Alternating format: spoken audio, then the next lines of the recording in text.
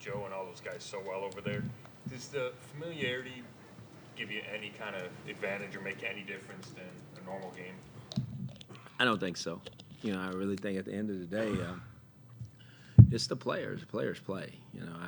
I don't play and John don't play, so Joe does. But at the same time, he leads their offensive football team. So, they kind of know me a little bit.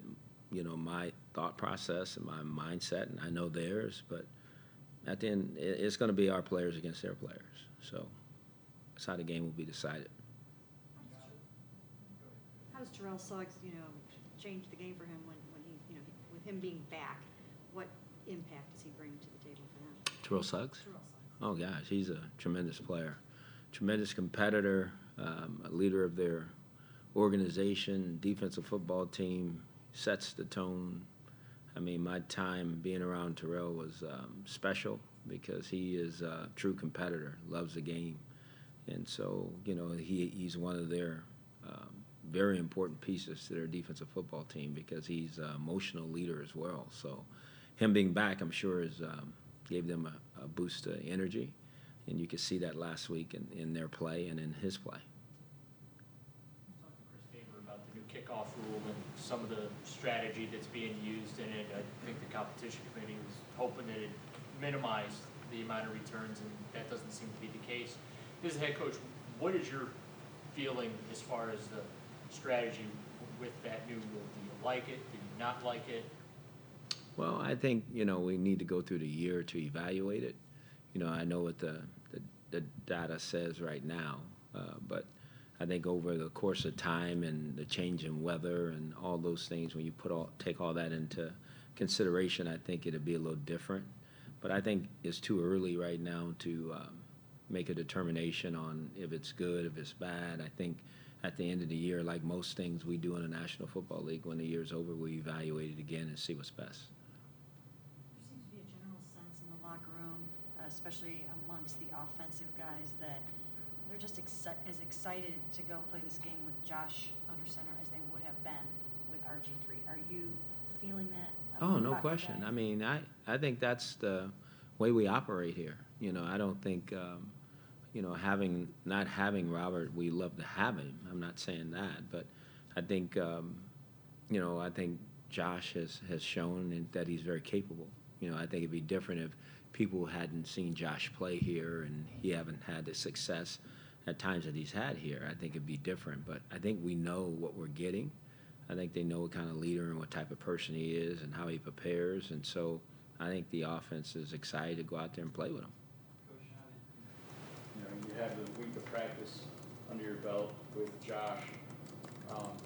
Considering that RG3 had taken the vast majority of the 1 reps, was this like a work in progress transition, or has it been seamless going to Josh? We've given not very many reps. He's taken some reps, with the 1. So I think he, for me, I think it's seamless. I think, here we go. But again, I don't anticipate there being any hiccups that way, with him playing quarterback for us, because I think, like I said, I think he's been in so many systems. This is not new for Josh, and plus he's been here since OTAs, off-season program, OTAs, training camp, and everything. So I think he has a pretty good feel of his teammates and what they're capable of doing, what they're not capable of doing. So he'll know how to lead those men on Sunday. Hey, Hugh, yesterday you talked about Isaiah Crowell and hasn't been turned loose yet. With that in mind, do you have to find a balance between how much you use him and how much you use Duke? I want to use them both. I think you have to have 2 very capable runners to make it in the National Football League. But when I said he hadn't been turned loose, we just got handed to him enough times. If you have a runner you believe in, you got to give him the ball. He's got to get a feel for the game and be able to play, within the structure of what you're trying to accomplish with the offensive line. So that's why I said I take responsibility for that. I think he's off to a good start, and we just got to give him opportunities to go show his ability. You haven't gotten a sneak peek at the Jim Brown statue by any chance, have you? I haven't. I would love to, but I think that's a tremendous honor for Jim. Obviously I'm pretty close, have gotten very close to Jim, and really respect his wisdom, his knowledge of this game, But I can't think of a better person to put a statue of in front of our stadium. That's going to be exciting for the players as well, and I know for me, because I think he's so deserving of that honor. When you talk to him, do you find yourself saying, well, I'm talking to Jim Brown here? I do sometimes. I do. I mean, he's a very serious man. You know, there's no BS to him. You know, he's very straight shooter, and but so intelligent, and has had so many different experiences, and so the things that he's imparted to me, I will always treasure and remember about this game and about this organization and about his love and passion for the Cleveland Browns and for the city, for the fans. I mean, he's a walking, you know, Cleveland Brown at the end of the day is what he is, and he that shows all the time, and that comes right from him. That's from his heart, and it is special that way. You talked about your relationship with alumni previously, but how has that even grown over these last months going into this alumni weekend? It's going to be a special weekend, you know, because it is alumni weekend, and I want to do even a better job. You know, it's grown, you know, since I've been here.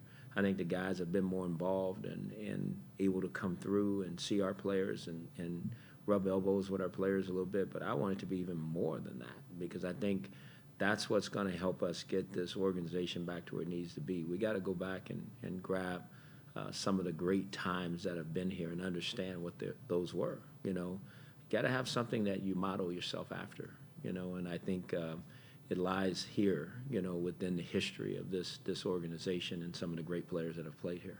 I know you're focused on trying to win a game Sunday and beat the Ravens, but you know you seem to have a very strong knowledge and affection for this franchise's history. As a coach, and you've got a very young team, a lot of these kids, they don't know Jim Brown, or you know that this team was once the New York Yankees of the NFL Right. at one point. How much of that history sharing, or even the fact the Ravens used to actually beat the Cleveland Browns, how much history do you share with those players? I do share some, and I think it's really important that our players impart that.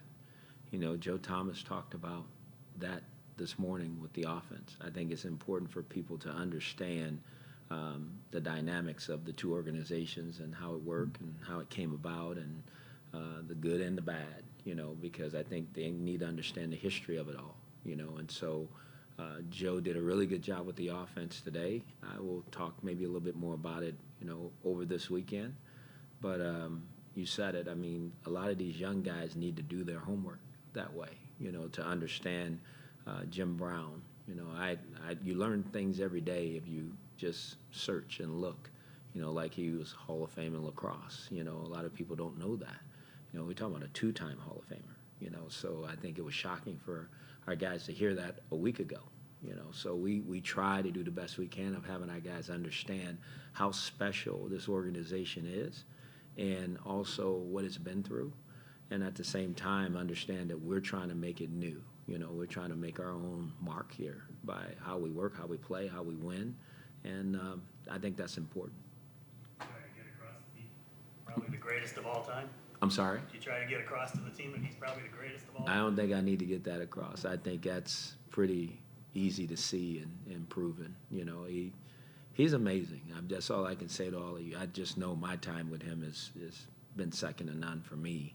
And I think a lot of the players, he's been more involved with our players. I think he's touched a lot of our guys here. And I think that's sometimes more important than a lot of different other things that we talk about. You know, it's just what he's meant to Cleveland, what he's meant to this organization, what it means to him.